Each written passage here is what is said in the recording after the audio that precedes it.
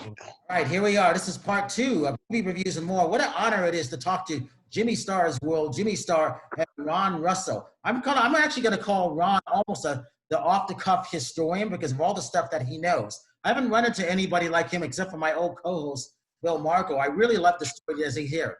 So anyhow, we have to start with her from British Columbia, Canada, the one and only Sherry Nelson, and from Tennessee, our singer performer who actually sang on the last show, Jessica Heim, to Ron's 80th birthday, and he looks really good. And then my number one co-host, who's kind of like my sister, and I'm kind of like her brother, Marie from Redondo Beach. So last left off, we were talking about Sidney Poitier, and I'm glad to hear the relationships in that great documentary. So as Jimmy and Ron, as you know, if it weren't for Sherry, Harry Belafonte's story was never told, which is a great story on HBO on the history of them. But also, I can't wait to hear Sidney Poitier's. That'll be good too. So, Ron, you can continue with that. You left off with Sherry being your friend and all this stuff like that. But also, what's the advice you two would give to someone like Jessica? You're giving great advice to Sherry. And since Terry is a different type of social media influencer for TV and radio, which is what you guys are still based on, what would you say to her? In other words, well, they don't. Do they know I'm a fitness person too? That I compete in fitness competitions. I don't know if they know that background about me, so I just wanted to let you guys know. Good. Show them your body. Yes. Well, my advice to Sherry, and I told her this on phone. No, he said to people. What people? He said, like the advice to people, like listening to the show, wanting to go to Hollywood. What would you advise them? People. In general, like Stay home. Stay home. there's COVID out there. Hollywood is overbrimmed with nothing, with nobodies, with untalented people, with all these jerks that are stuck in the house now because of the epidemic. They're all having talk shows. People that I knew that didn't even know how to speak suddenly now have a talk show, and it stinks. You know, leave it alone. It's not easy to do a talk show. It's a lot of work, and you have to be special. My advice to people out there, if you don't have it, don't come to Hollywood. Hollywood looks for it. I tell this to Sherry Nelson all the time. Beauty will get you in the door, but then talent and something else called personality gets you on film. Which you have, Sherry. Absolutely. Hey, Ron, you're so correct on that because Terry and I and Katarina did a panel in Tennessee last year. I said the same thing that you did, Ron. Don't come running to Hollywood unless you're prepared.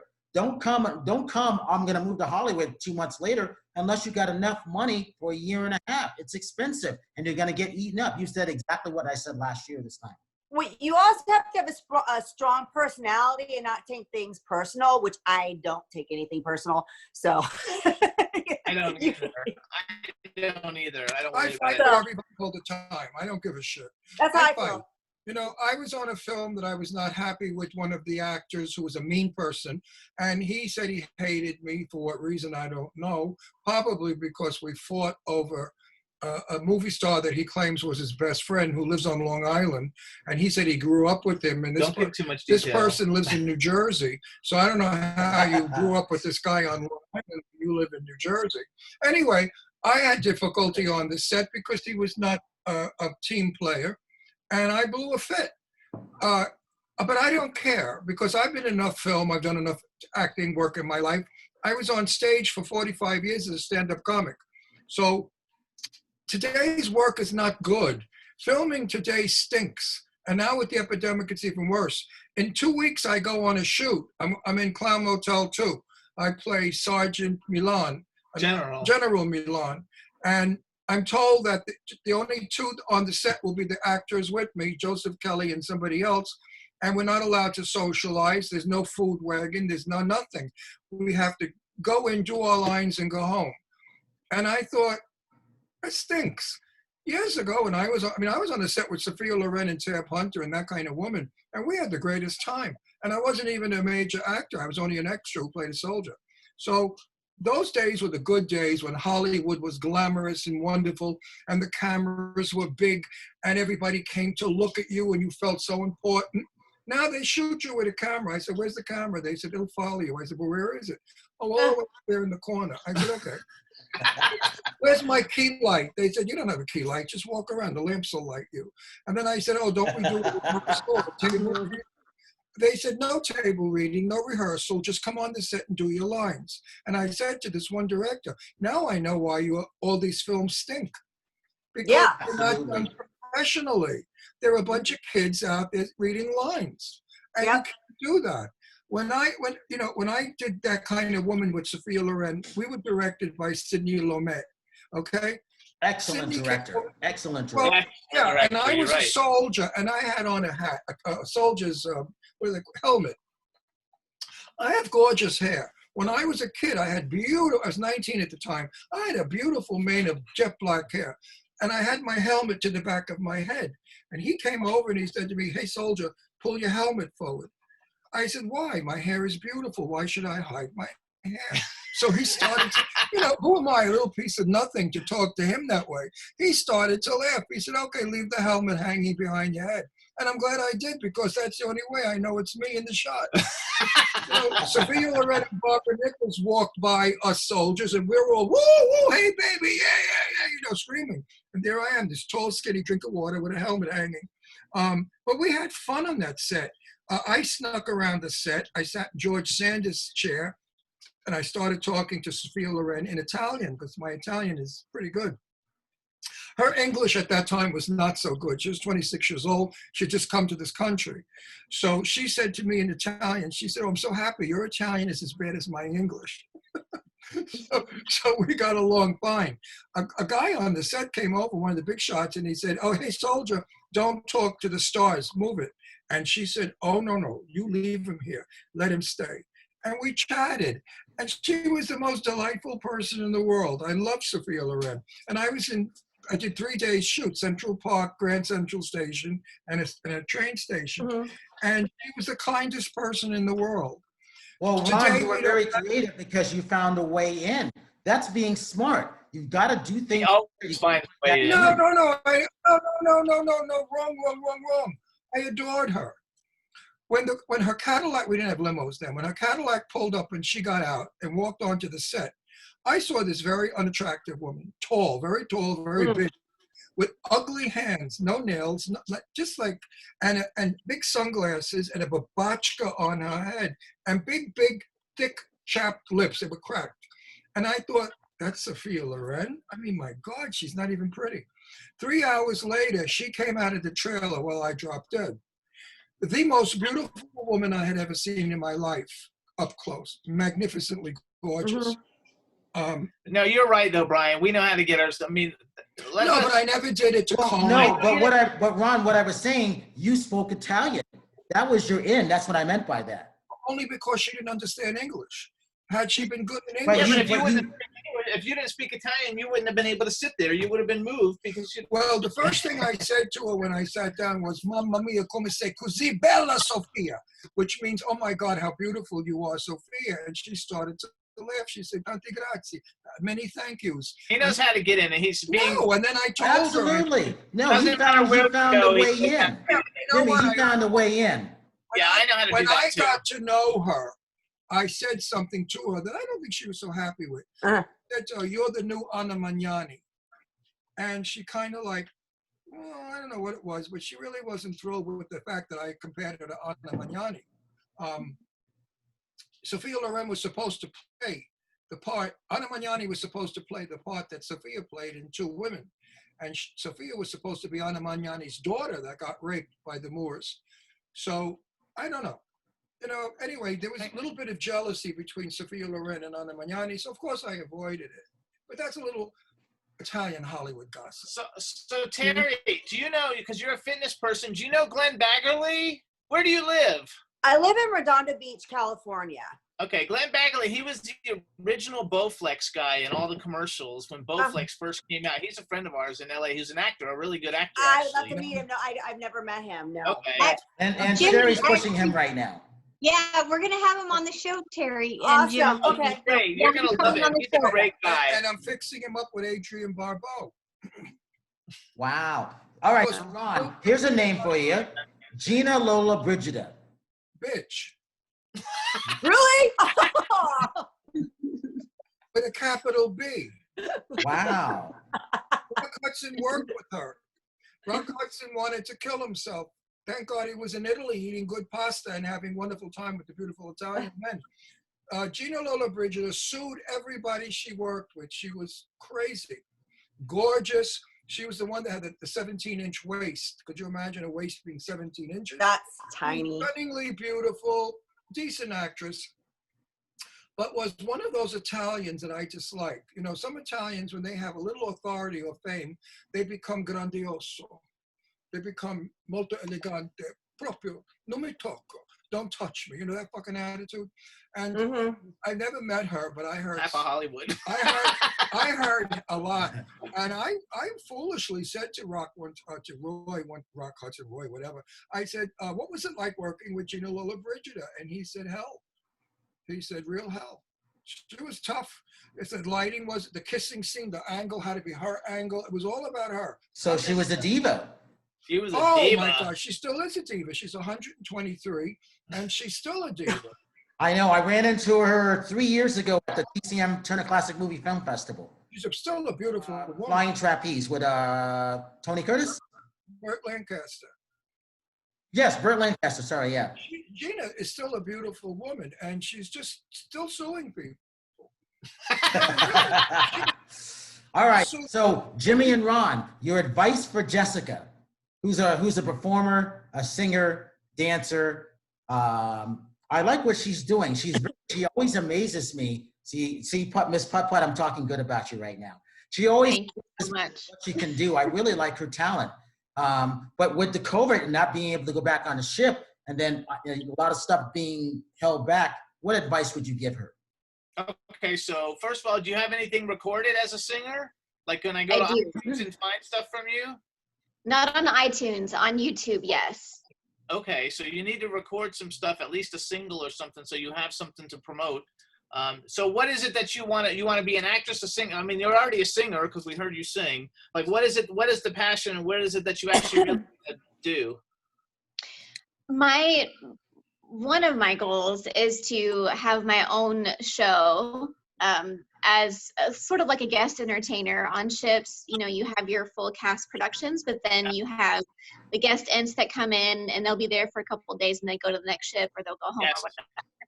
And it's pretty prominent, or has been noticed in the male world. You see a lot of solo male artists. You see a lot of guys groups, guys trios. Sometimes you'll see a co-ed trio or quartet or something. But the women, they're boring. Sorry about it. But the women show, I find that the women's solo shows are boring because what happens is they just end up trying to sound like whoever it is. You know, they all try to sing Celine, they all try to sing Whitney, la la la. And it's Hardly just anybody can. huh? Hardly anybody can. I actually, you know, I'm for an occupation besides our show. Ron's the actor. I'm a publicist and a movie producer. And I do wonderful films. yeah, he does. Let me give you titles. Circus Road. Croker. Oh no, it's not called Circus Road. They changed it. Circus Road was better. It's Clown Fear. Clown Fear. Woo! That sounds terrifying. Now coming out is the big friggin' rat. Then I'm in Clown Hang on, let me go back to her, Clown though. Motel 2. Let me go back. I mean, these are Academy Award-winning movies. So I think that I think it's important to focus on one of them to get you started. I think you have to get press about it. I think if you got a YouTube channel and you want to build yourself through a YouTube channel, then you have to work on getting subscribers and views, because nobody pays you any of mine until you actually have subscribers and views. The way the music industry basically works is nobody gets a record deal or anything like that unless they're already really big. And by the time you're big enough for a record company to be interested in you, you don't need a record company. You know, because you've already done everything on your own. Payola. Yeah, if you're going to get on the radio, you need a lot of money. A lot of money to pay the stations to go on. Crooked. But I think that you have to have some music that can be done. I suggest everybody should join IMDb, get an IMDb Pro account for everything. You can do auditions directly on IMDb by submitting to things. They have a thing for music where you can submit music. You know, if you've got recorded music, you can submit it for shows if it fits for whatever movies and stuff that you need. and go that route with the whole music thing. You have to build a name for yourself. So the big thing is to build social media and a following, because without it, nobody pays any attention to you. And if you don't have all those things and you don't have any money, it's almost impossible to go anywhere. Or you got to find somebody who believes enough in you to invest and give you, money to do it. Because I have several clients as a publicist. I have several clients who have wealthy benefactors who help do all the different things that they do to get them out there. If you want my advice, you marry an old goat with tons of money, no, millions, all right? You marry him in California. If your career doesn't go good, you divorce him, you get 50% of everything, and you retire.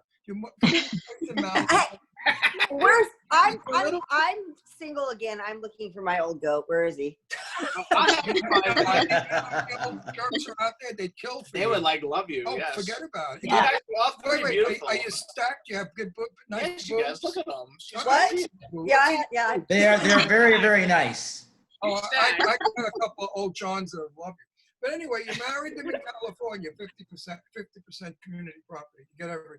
You buy a little house in the colony in Malibu. You sit back and kick your feet up in the sand. Another thing too, wait a minute, and pick up the hot guys that walk by. Jessica, another thing you can do too, Jessica. They have all kinds of streaming services where you can put on your own little concerts to get people to watch you to come out, and you could also do things like that because you have to basically the whole thing is to build a name. And play a kazoo. Get a kazoo. And work the kazoo between your legs. You'll be a big hit. No, you'll be a sensation. Stop it. No, this world of demented people. No, you will be a star of an. Oh, look, she's playing a kazoo with her. You know where? No, you're beautiful. You got a good voice. You have a lot of things already going for you. And friend me on Facebook, then I'll look at your stuff and see what you got going on. Great. Okay, cool. Yeah, thanks. Because I'm really more about the live entertainment versus recording or doing any kind of the radio online stuff. And that's been my biggest problem is because being in crowds is not a thing. Yeah. It's not even an option. So yeah, it's another year or so probably. I think that it's still going to be kind of screwed up. Well, we have to bring back nightclubs because years ago a girl like you could get booked in nightclubs throughout the United States, and it was steady work and people got to know you. Today, a young girl starting off in this business with the competition that is out there is really frightening because everybody and their mother wants to be in movies or they're a singer. We've done thousands and thousands of interviews in our 9 years. A lot of girls came on with really good voices and stuff, and suddenly they got married or they disappeared. It's a very, very hard life. You got to really love it. You have to know how to channel yourself. Mm-hmm. You have to know not to waste time with people who are using you. Don't use anybody because if you're found out, you'll be disliked and barred. Be who you are. Be nice, be gentle, be sweet. And if it clicks and works, it's yours. It takes time. I'm in this business 58 years, okay? Started off at 19. I've only become famous in the last, how many years? Before you, baby. In the last 20 years, people know who I am. So look at what do you think? Wouldn't you think, though, that it's better to go with attitude? This is how I do with everything in life, is not to become famous, but to do stuff that you love and just put that out of your mind. I like that very much. I do enjoy what you're saying, but that doesn't pay the bills. That's true. So you have to be famous because today they go on your IMDb. If your numbers are not good, you don't get in the movie. They go on all of your publicity sites. If nobody knows your name, you don't get heard, looked at, or even screened. And Ron, that's one of the reasons why I've been pushing their individual numbers now, because I don't see anybody else doing that about the views. And Brian, I need some help with my IBDM. I have an account. I've been in a couple of movies, but I don't really know how to navigate it, and I feel stupid for saying that, but I need some. I'm really good with the other social media, but with that, I'm not for some reason. So maybe I can pick your brain later. No, it's easy. Just post your work. Yeah. That's all it's about. Well, the work that's been posted, I've had other people. I mean, I'm SAG. I've been SAG for 20 years, but I mean, I've been dabbled in it. I'm more of like a personality where I like to do hosting and I like to, interview people. But I mean, I've dabbled in, I've been in a couple of commercials and I've done some some small roles, but I still need to build that up. There So. are no small roles. Okay. Remember that, Norman Desmond? Okay. But you know, IMDb, Sunset Boulevard. you know, IMDb is a popularity contest. First of Yeah. all, so all you got to do is to have big social media numbers. I tweet out my IMDb and post it on Facebook every other day, and just say, "Hey, give it a click." Okay. I want my That's what I'll numbers. I want to keep my numbers like, you know, respect. I'm never going to be like way at the top because I'm a producer primarily, and I don't get it. I have good numbers for an old bag. I do. Not bad, and I have a lot of stuff that we haven't posted because I don't have any proof of it because it was 50 years ago, 40 years ago. There's no proof. There's no. But Ron, but that's what makes you a great storyteller. That I'm fascinated because you remind me of my old co-host Bill Margot of the stories that I knew. I was telling Jimmy this. You know, I walked in one day on the adult side, and then there's Tony Curtis on the couch dating one of my friends on the adult side. I would have never have met them on that. And then later on, 7 years ago, when I last saw Tony, he was in a wheelchair at a CNN party, and we got. He was wearing his white cowboy hat, and we hugged. And it was just the three of us just having a great time in a corner. Right. Tony Curtis, I saw him right before he went to England. He said to me, "Ron, would you come to the house in Vegas for a weekend and film my art? And let's talk about my paintings." I said, "Absolutely." He went to England and passed away in England. So that never happened. Now, bringing it to you, I think I know you. Turn that off. These fucking phones, I hate them. Where did you go? What do you think you know me from? I don't know. I told him Take your glasses off. Let me look at you. He doesn't. I don't know how you make him come up as the front. Come up. How do you make you go to the front? Oh my God! I'm getting a screen test, and I don't even like one. Yeah, that's the top. Did you used to wear tight short pants? That could be many black men. Oh my God. No, Ron used to always go to the every red carpet, every party. He used to also go to all those those screenings for people in the industry. Oh, all right. So Ron, it's possible. It's possible, but I would have remembered you. I would have never lost track of you. So no, you wouldn't know me. I was at the screenings. Yes. I was very skinny with jet black hair, and I was good looking. Now I'm an old bag with white hair. No, I was a very handsome young fella. I don't look anything like I used to look. I have old pictures of myself, and I say, you know, when I was young, I thought I was creepy. I look back, boy, was I good looking. But no, I don't look like him now. I don't look like me anymore. My face has changed tremendously over the years. So here's one for you guys: Janet Leigh and Charlton Heston. Janet Leigh. Tony and I spoke about Janet Leigh. He said to me at lunch, we were at the Inner Circle at the Convention Center in Palm Springs, and I don't know how it came up. Jamie Lee Curtis came up, and Janet Leigh's name, and Tony said to me, "She was a real fucking bitch." I said, "Why is that?" He said, "You know, she turned my kids against me." He said, "She really was a mean lady." He didn't like Janet Leigh at all, obviously, because he divorced her. But they used to have a sex club in Palm Springs up in the hills. It was a house that they owned, and they would have these sex parties. So I said to Tony Curtis in private, off the record, of course, I said, "Tony, are you gay?" He said, "No way, I'm not gay." I said, "But in your book, you said you went with guys." He said, "Yeah." He said, "I love sex. I go with everybody." Oh, jeez. Okay. All right. So Ron, that explains why I met Tony on the side with one of my friends then. That explains that connection then. Yeah, Tony was bisexual. I'm bisexual. There's a lot of people out there that are bisexual. Just because you live with a man doesn't, I mean, I was married 16 years. I've got 2 kids. My wife was a very beautiful model. So I had a pretty good life then. Of course, I love Jimmy the most because he's the cutest little thing in the world. Look at that face. How could you not love this face? He looks like a Nebish doll. I love him. And on Charlton Heston. Would you meet Charlton Heston? Charlton? No, I never did. And I'm so happy I didn't. He was probably one of the most militant men in Hollywood. From the gossip I got from people that knew him well, said he was the ultimate Republican, more than John Wayne was, and that he was so tight-ass and so strict and so proper that being around him was uncomfortable. As an actor, Very good. Is a handsome man? Excellent. I loved his work. I'm happy I never met him, and I'm happy I never met John Wayne. But I do know John Wayne's son, Patrick, quite well, and his daughter, lovely girl. And they said about their dad that he was a very strict dad. He went by the Hi, letter. Sherry. So that's a little bit about gossip about those. And John Wayne also was a very outrageous Republican. Ron's older than I am, so all these stars that you mentioned, like when you say Jimmy and Ron, like I knew who any of them were until I actually met him. I'm a child of the '80s, so I know all the '80s people. I was 24 years old. I'd been on television, made movies, and did stand-up when Jimmy was born.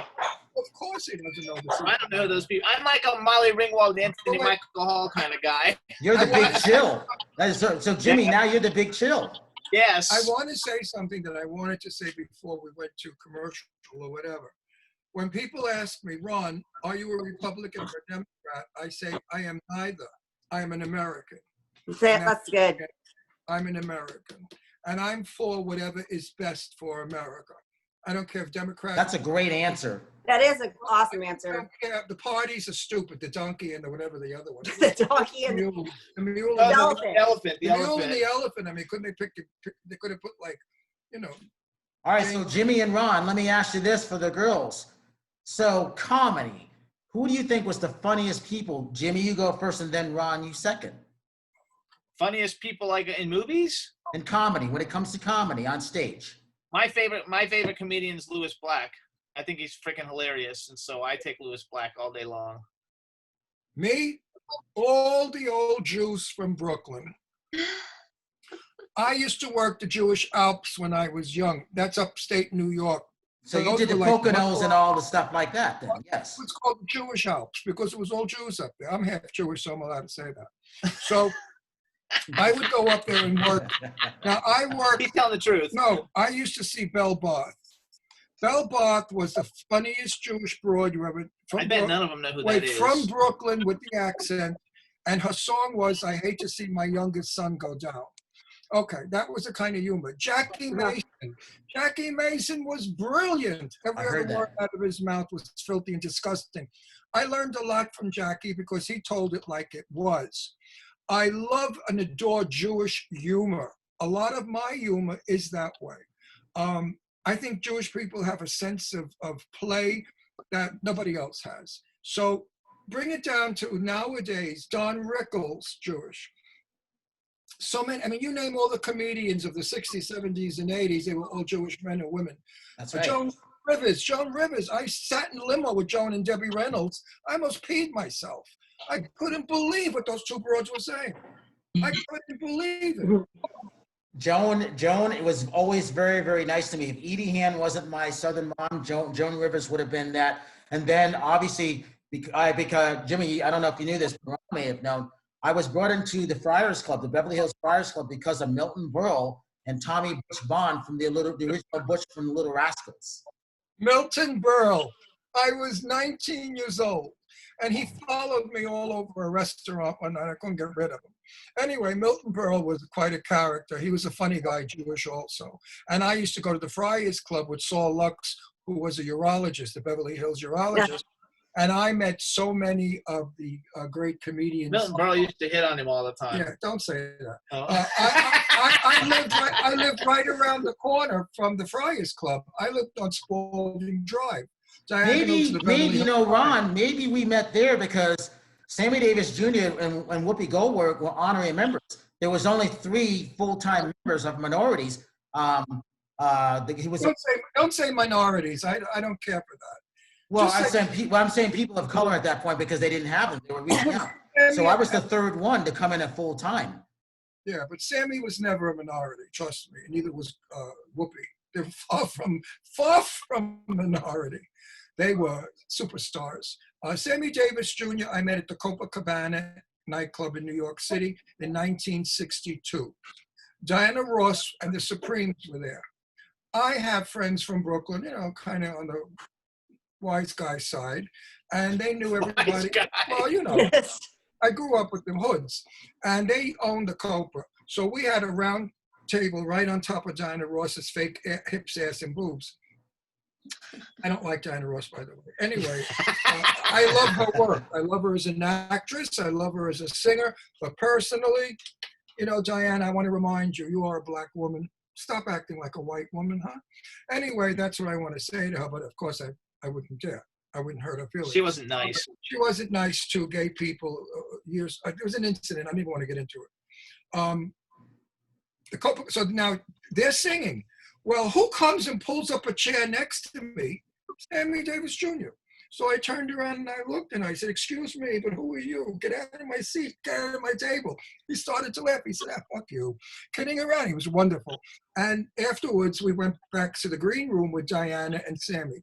And that's the first time I really got to know Sammy Davis Jr. Dirty mouth, funny guy, real tough guy, wonderful performer, sensational fella. And all he did was say to Diana Ross, "You are so fabulous. You are the best." And he really built her career up.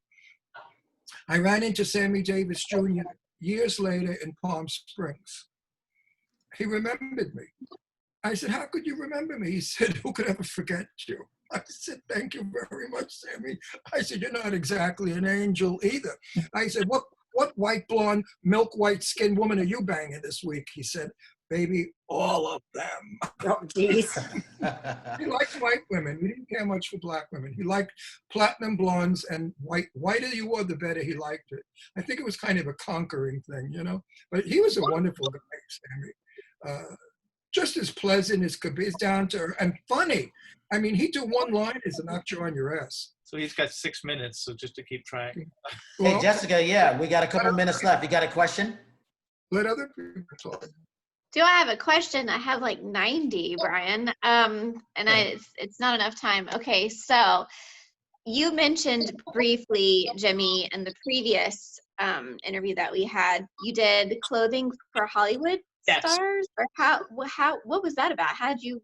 You know what? I can't sing, and even though I'm in a ton of movies, I can't really act. They just put me in them because I'm very good at promoting. Because I'm good at promoting.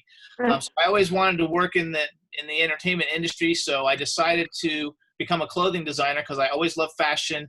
I took my savings, I bought a building, started making my own one-of-a-kind clothes. It was very successful for many years. I was featured in Women's Wear Daily. I dressed Madonna, Elton John. I did the costume design for Too Fast, Too Furious. And he dresses Ron Russell. Steven Tyler shopped in my store. I like horror movie people, so I've dressed almost every major horror movie star on the planet.